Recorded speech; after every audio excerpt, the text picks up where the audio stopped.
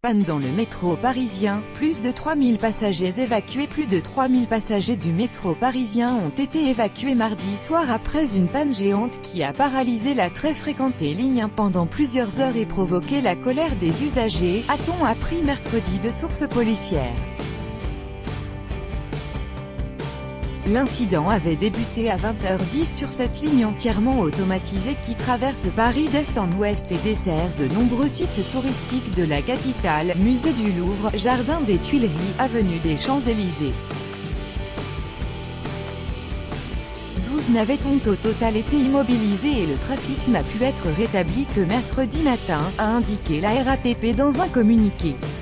Selon la source policière, entre 3200 et 3800 usagers ont été évacués avec l'aide de la brigade des réseaux ferrés et des policiers de la BAC parisienne, parfois en étant contraints de descendre sur les voies pour rejoindre la station la plus proche.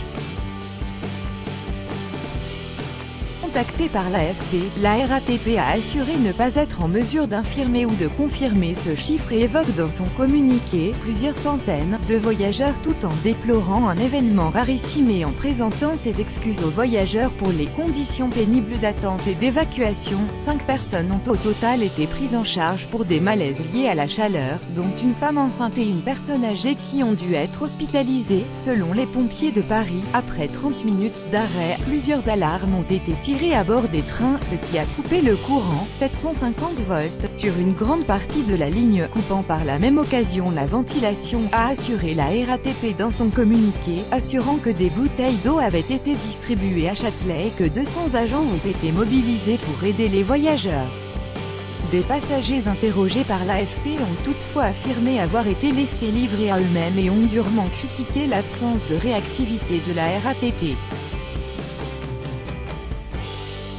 Des centaines d'appels auprès du poste de commandement de la ligne ont saturé le système d'information des voyageurs à bord des trains, s'est défendue la régie parisienne. Cet incident est intervenu au moment où la situation revenait lentement à la normale à la gare Montparnasse, totalement paralysée vendredi par une panne géante qui a désorganisé le trafic ferroviaire en plein chassé-croisé estival. Tout droit de reproduction et de représentation réservé, copyright 2018, Agence France Presse.